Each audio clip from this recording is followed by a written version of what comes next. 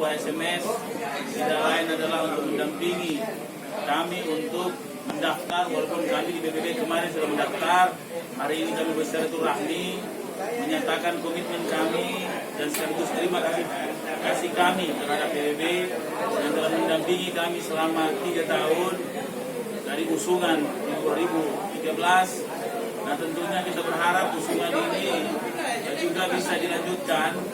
Satu kursi itu bukan menjadi masalah, menjadi berkah dan jadi kunci.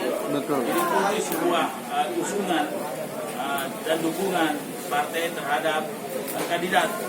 Maka saya menyampaikan terima kasih atas penerimaan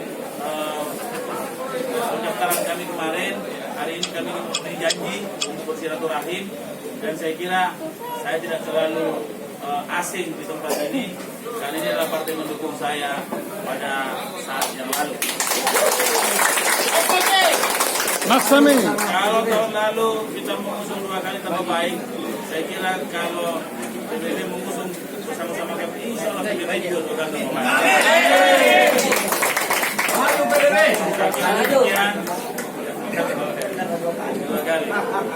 Saya kira demikian, karena kita masih punya satu lagi agenda pendaftaran di PAN.